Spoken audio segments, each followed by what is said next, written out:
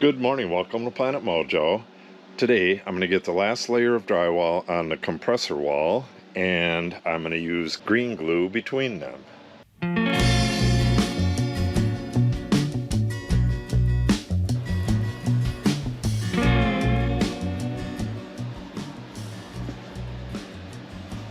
What this stuff does, it creates like an elastomeric layer between the two sheets of drywall. So noise is just vibration.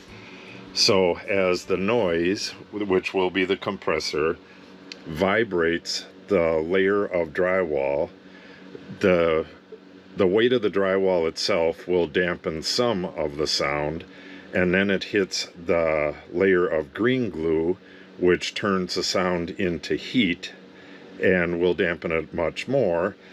Then we have another layer of drywall, and then on the other side there's another layer of drywall, and then green glue, and then the shelves on the other side. What I want to do is not only silence the compressor as much as possible, but I don't want the stuff on these shelves vibrating from the compressor and falling off. The compressor will be back in that area, but if the vibration is too much, stuff's going to continuously fall off these shelves and possibly off the shelves up there, and I don't want that. A way around that is to just have the compressor out here, but I don't want that either. I don't want to work with a compressor in the same room as I'm working. I've done that with my last shops, and not going to happen again. Every time it kicks on, it's just insanely loud, and it really sucks. So this room is pretty well insulated. There is, I believe these are 2x10s, and that's filled with insulation. These are 2x8s, that's filled with insulation. And these are 2x4s, but it has the double drywall on both sides and green glue. This has double 5/8 inch drywall, and it has them felt pads. If you've seen yesterday's video, I just put this in. That should do the trick on that wall. So enough about soundproofing. Let's get this stuff cut. First panel, it's going to start right here, and it's going to go over 4 feet, which I believe is to here. So I got to get some dimensions on that, and I got to find out where I'm going to get this bottom piece here. Okay. I don't have any little pieces. That's 5/8 right there. This is 5/8. The only thing I have in 1/2 inch, which is what's going on that wall, is these 3 full sheets. I hate to cut it up for an 8-inch piece, but it's got to happen. So, looking at it, this is the worst piece right here. So I'm going to pull this one out, throw it on the horses, and cut my 8 1/4 by 92 inch piece out of this.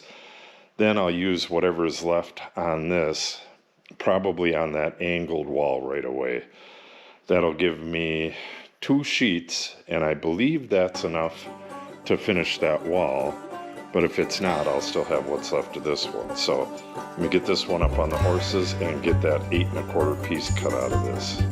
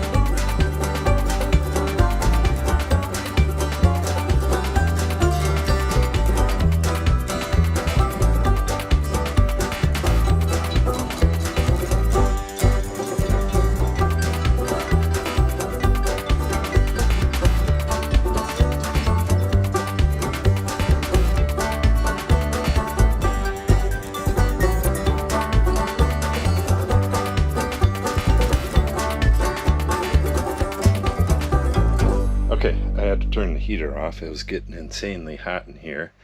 It's nowhere near as cold out today. Here's my dimensions for the first piece, which is by far the most complicated.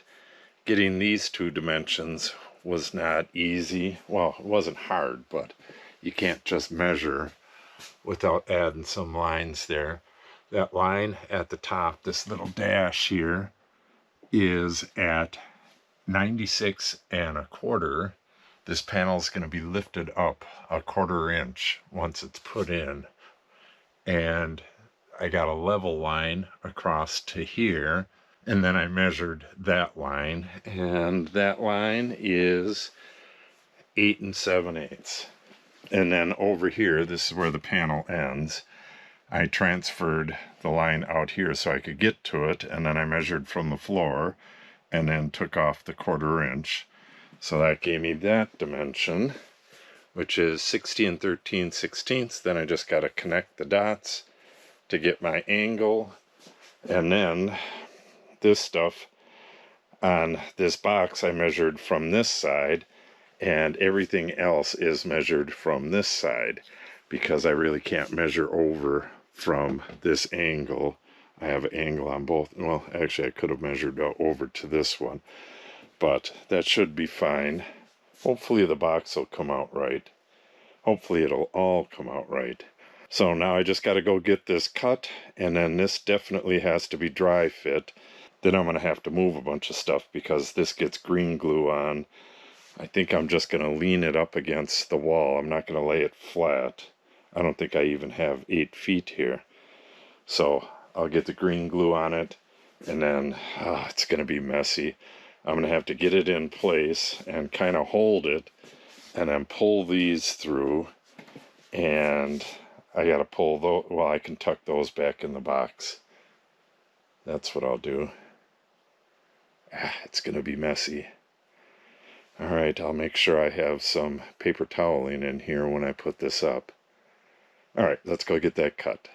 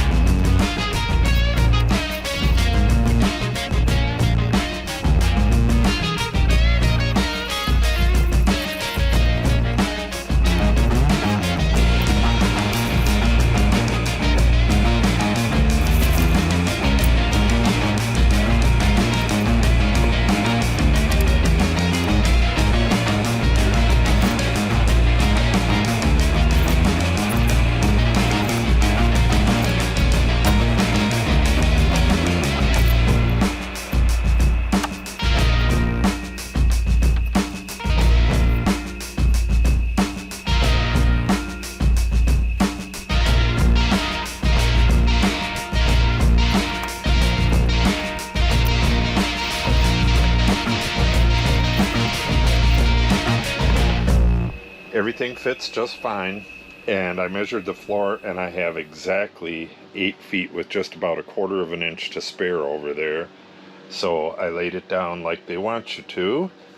So now my plan of attack, I got a couple things here. This, see, once I get this stood up onto the wall, I have to lift it up 1/4 of an inch. So if you stab this under the bottom of it, and then you push this underneath here, you can't do it with one hand, then you push up, it'll lift it up without damaging it. Then I can slide the shim in and then go do the other side, get it adjusted a bit, and start throwing screws in it. So I have the screw shooter over here. I'm using 2-inch screws because I'm going through 1 inch of drywall. And what else? Oh, the first thing I'm going to do, this is the joint stuff. I'm going to get around this. I'm going to put a nice heavy bead of this along this edge here, all the way down to there. And when I lift this panel up, it'll press into that. So I got to get that done first. Then it's going to take 2 tubes. Actually, it's going to be 1.5, a little less than 1.5 of the green glue on the back of this. So I'm going to get these opened and ready to go, and let's get this thing up.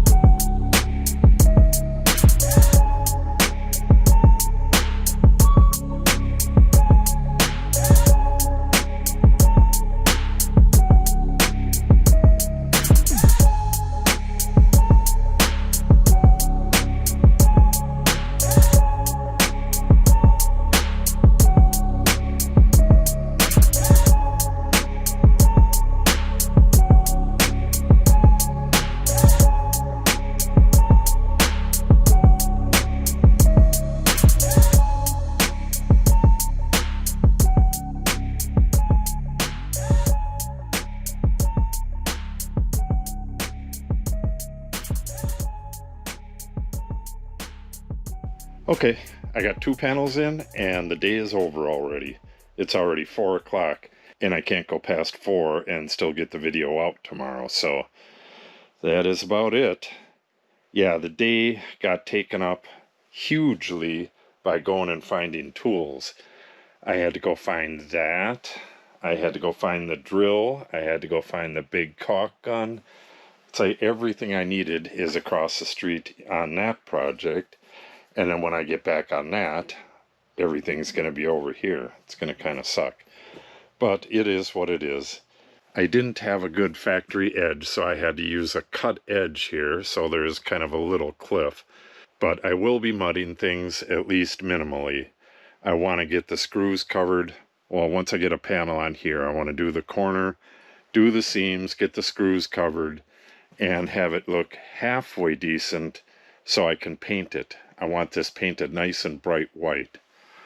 A light is going to go in there, and then with it painted nice and bright white in here, I'll be able to see back here with no problems. Yeah, all in all, it's looking good. The first panel that I put up, that one went up like a charm, just beautifully, and this one was giving me problems. Something was like, I don't know, it seemed like something was behind it, but I couldn't find anything back there. And then the second time I tried to put it on, oh, and I forgot the seam stuff, so I had to take it off, and then the second time I put it on, it went on a bit better, but there's a bit of crumbled drywall in there, so once I get that seam done, everything will be just fine. All in all, it came out real well, and I'm nearly to the point where I can set up my compressor. Alright, so if you want to see the last of the stuff go in, I don't know if I'll be able to mud or not. I don't know if I have mud, but I'm going to do what I can tomorrow. And any leftover drywall, I'm going to start on this. So if you want to see that, make sure you subscribe and click on the update icon. If you have any questions or comments, make sure you put them in the comment section below. And if you share the video and or give it a like, it helps the channel out greatly. Thanks for watching and have a great day.